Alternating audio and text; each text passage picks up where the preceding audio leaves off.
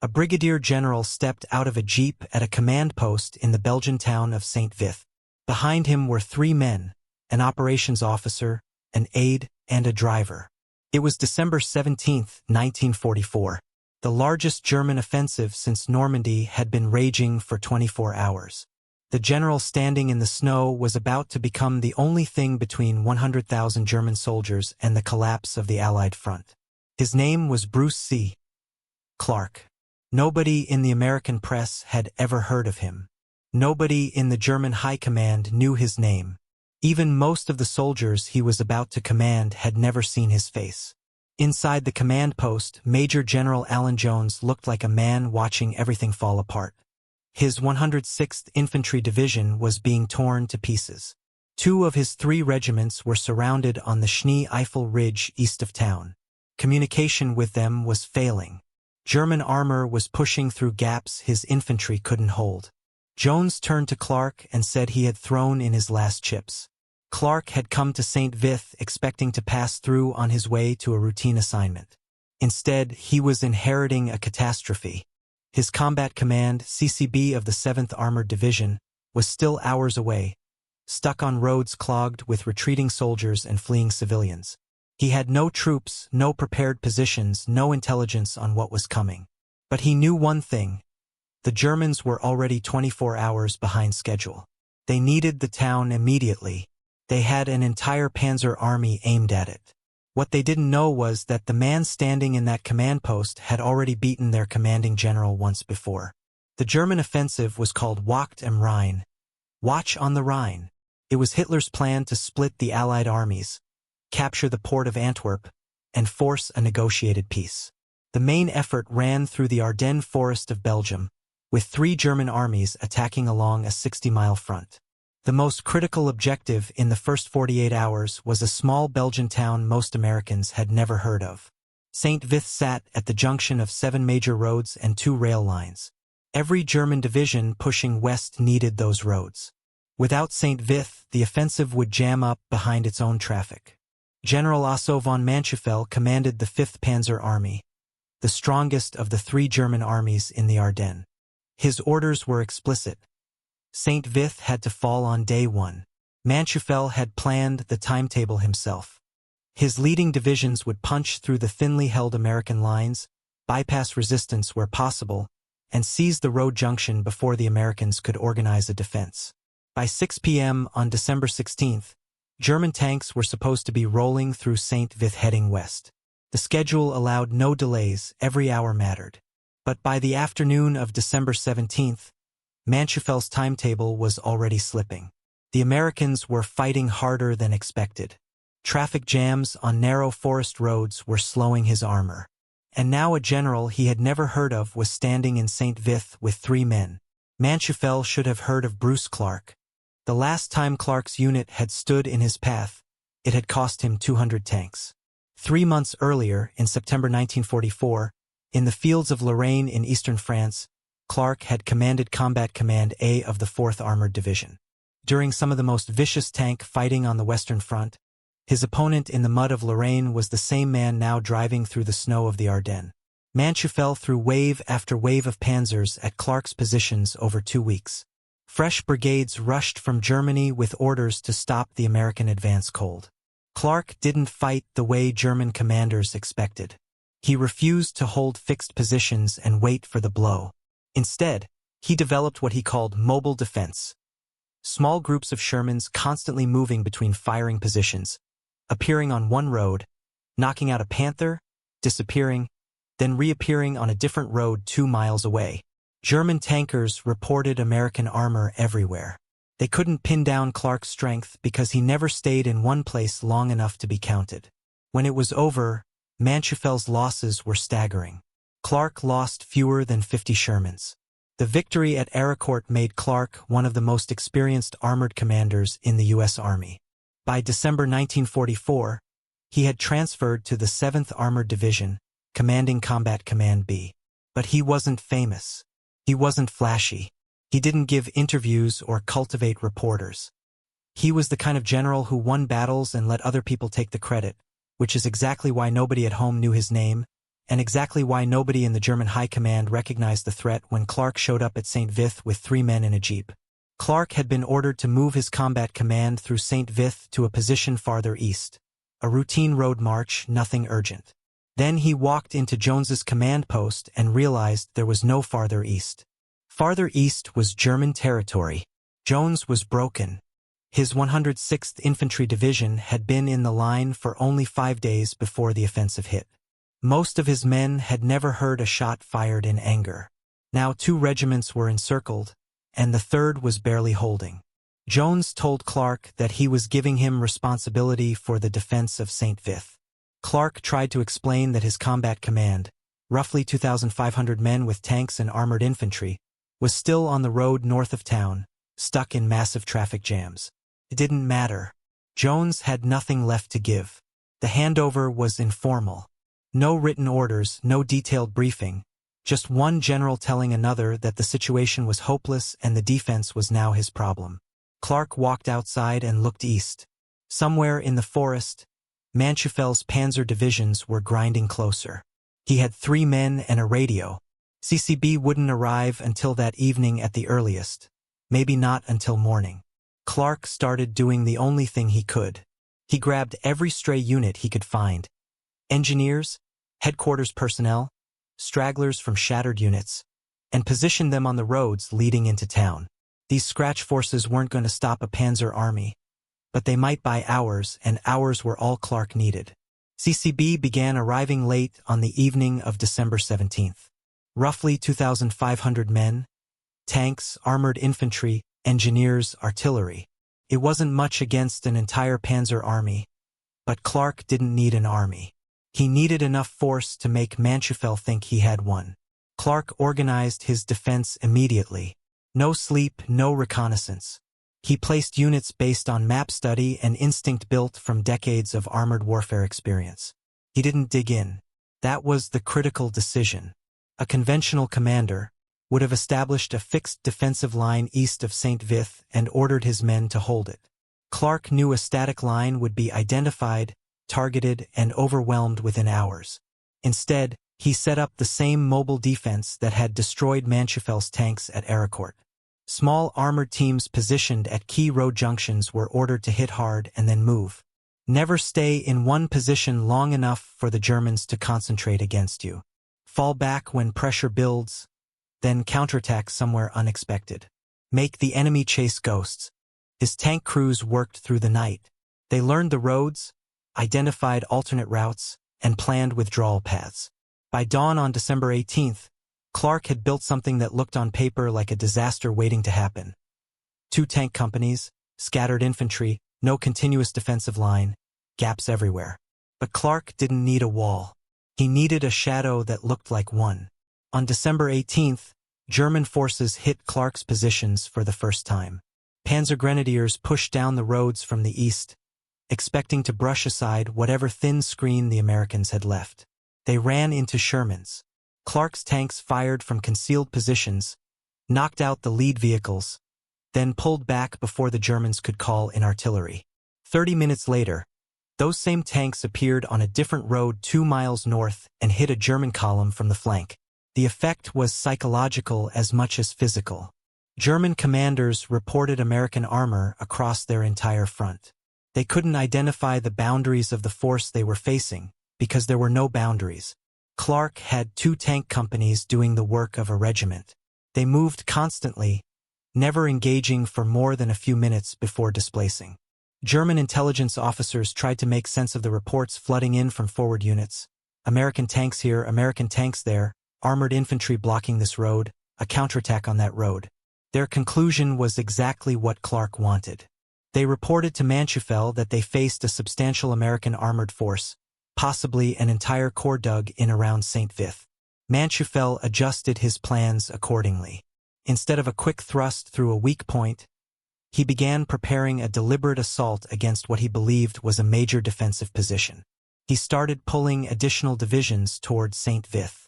Forces that were supposed to be driving west toward the Meuse River were now being redirected to crack Clark's Phantom Corps. Every division Mandschuffel redirected was a division that wasn't threatening the Allied rear, and every hour he spent planning a deliberate assault was an hour the Allies used to organize their response. On December 19th, the disaster was sealed. The 2 regiments of the 106th Infantry Division that had been surrounded on the Schnee-Eifel surrendered.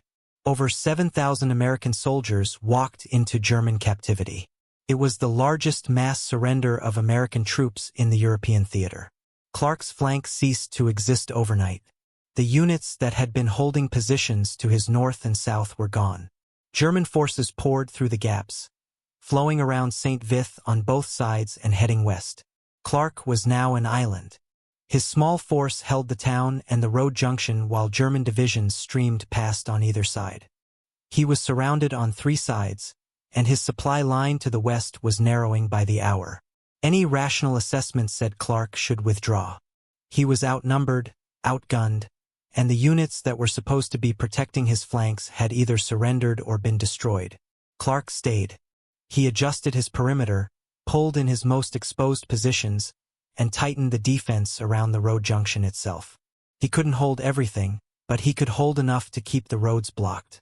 Brigadier General Robert Hasbrouck, commanding the 7th Armored Division overall, handled the logistics and political coordination with higher headquarters.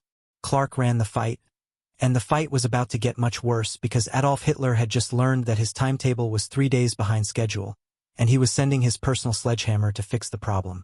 The Führer-Begleit Brigade was not a normal unit. It was Hitler's personal escort formation, expanded into a full armored brigade and sent to the Ardennes with a single mission. Its commander was Colonel Otto Ernst Riemer, the same officer who had crushed the July 20th assassination plot against Hitler by securing Berlin for the Nazi regime. Riemer was a true believer. His brigade was well equipped, fully manned, and highly motivated. They had been held in reserve specifically for situations like this. When the offensive hit an obstacle that regular forces couldn't overcome, that obstacle was Bruce Clark. Hitler was furious that St. Vith still hadn't fallen. His entire timetable depended on those roads. The Führer-Begleit Brigade was his answer. Crush whatever was holding the town and get the offensive moving again. Riemer's brigade joined the assault on Clark's perimeter on December 20th. Fresh troops and fresh tanks struck a force that had been fighting without rest for 3 days. Clark felt the increase in pressure immediately. The probing attacks became full-scale assaults. German artillery barrages intensified. His men were exhausted. Ammunition was running low. Every casualty was irreplaceable because there were no reserves coming. Clark now faced the best Germany had left, and his force was getting smaller by the hour. On December 21st, Clark made the decision that would define the defense of St. Vith. He couldn't hold his current perimeter, it was too large for his shrinking force. He contracted into what headquarters would later call the Fortified Goose Egg, an oval-shaped defensive perimeter centered on the western approaches to St. Vith. Tighter lines, shorter distances between units, and fewer gaps for the Germans to exploit. Every position he abandoned meant giving up ground he couldn't take back. But every position he held meant stretching his men thinner. Clark chose concentration over coverage. He packed his remaining forces into the smallest defensible area possible and told them to hold. Hasbrouck was managing the increasingly difficult relationship with higher command. The 18 Airborne Corps under General Matthew Ridgway now had authority over the St. Vith area. Ridgway wanted Clark to hold as long as possible but was preparing withdrawal plans if the situation became untenable. Clark wasn't thinking about withdrawal yet. He was thinking about making the Germans pay for every yard. Inside the Goose Egg, his tank crews were down to partial loads of ammunition. His infantry had been fighting in the same positions for days without rotation. Medical evacuation was becoming impossible as the perimeter shrank. But the road junction was still blocked. Manchufel's forces still couldn't use St. Vith's 7 roads to push west. And every hour Clark held was an hour pattern used to turn the 3rd Army north toward the German flank. Elements of the 87th Cavalry Reconnaissance Squadron held one of the most exposed sections of Clark's perimeter. The detachment had arrived at St. Vith with 7 officers and roughly 150 men. By December 22nd, they had no officers left. 30 men were still fighting. Not 30 men still alive, but 30 men still in the line, still firing, still holding their sector. Sergeants commanded what had been platoons. Corporals ran what was left of squads. They weren't unique. Every unit in the goose egg was being consumed. Tank crews fought until their vehicles were knocked out, then fought as infantry. Engineers laid mines and then picked up rifles. Cooks and clerks filled gaps in the line. Clark himself hadn't slept in a building since December 17th. 7 nights in his Jeep, driving from position to position, checking his units, making decisions that determined who lived and who died. He could have used a command post in a warm building. Other generals did. Clark wouldn't. His men were sleeping in frozen foxholes in sub-zero temperatures. He would sleep in his Jeep 7 nights in the same cold his soldiers endured. The human cost was staggering. Clark's command suffered devastating losses over 7 days. By some estimates, casualties in the St. Vith sector exceeded 2,000 men killed, wounded, and missing. But the defense held, and every day it held was a day Manchufel fell further behind the schedule the entire German offensive depended on. On December 22nd, Manchufel committed everything he had left against the goose egg: infantry, armor, and artillery in a coordinated assault from 3 directions. German shells tore through Clark's perimeter. Panzer grenadiers pushed into the gaps. Tanks ground forward through the snow. The defensive line buckled in multiple places. German infantry penetrated positions that had held for 5 days. Clark personally moved between threatened sectors, redirecting his dwindling reserves. There were no reserves in any meaningful sense. He was pulling men from quiet sectors and throwing them into breaches, hoping the quiet sectors stayed quiet long enough. By nightfall, the eastern side of the goose egg had collapsed. German troops were inside the perimeter. The road junction Clark had held for 6 days was about to be overrun. Ridgway made the call, withdraw. Clark had done everything asked of him and more. The defense of St. Vith had bought 6 critical days. Now he had to get his surviving men out before the goose egg became a grave. The problem was that getting out alive might be harder than holding on. On December 23rd, Clark executed a withdrawal under pressure that military historians would later call one of the finest retrograde operations of the war. This was not a retreat, it was a planned, disciplined movement conducted in daylight with German forces pressing from 3 sides. Clark's plan was methodical. Vehicles pulled out one by one from the western side of the perimeter while a rear guard on the eastern side continued fighting. The rear guard didn't just hold their positions, they simulated the activity of a full defensive line. Machine guns fired from positions that had already been evacuated. Mortars dropped rounds from pre-registered locations with skeleton crews. The men left behind made enough noise and delivered enough fire to convince German commanders that the entire American force was still in place. By the time the Germans realized Clark was leaving, most of his surviving force had slipped through the narrowing corridor to the west. The rear guard pulled out last, moving through the snow to link up with the main body. Not every man made it. Some rear guard positions were overrun before they could withdraw, but the bulk of Clark's force escaped intact with their vehicles and their wounded. They reformed behind the new defensive line established further west. Behind them, Manchufel's forces finally controlled the last American positions west of St. Vith. The roads were open 7 days after the Germans were supposed to take the town in an afternoon. The next evening was Christmas Eve. On the evening of December 24, 1944, Otto von Manchufel contacted Hitler's adjutant at the Wolf's Lair. His message was blunt. He recommended calling off the entire Ardennes offensive. 7 days. One brigadier general with a scratch force of 2,500 men had cost the 5th Panzer Army an entire week. The timetable the offensive depended on was destroyed beyond recovery. While Clark held St. Vith, Patton had turned the 3rd Army 90 degrees north and attacked into the German southern flank. Montgomery had organized the northern shoulder. The 101st Airborne had dug in at Bastogne and refused to break. But those responses took time that Clark bought with blood. The defense of St. Vith didn't just delay one German army. It broke the back of the entire offensive. Traffic that should have been flowing west was paralyzed for miles behind the town. Manchufel had burned his precious fuel and time fighting a ghost. Eisenhower would later call the defense of St. Vith the turning point of the Battle of the Bulge, but almost nobody remembers it. The story of the Bulge became the story of Bastogne, the 101st Airborne surrounded and defiant, McAuliffe's legendary one-word response to the German surrender demand. Bastogne was a supporting attack. The Germans wanted it but didn't need it. St. Vith was the main effort.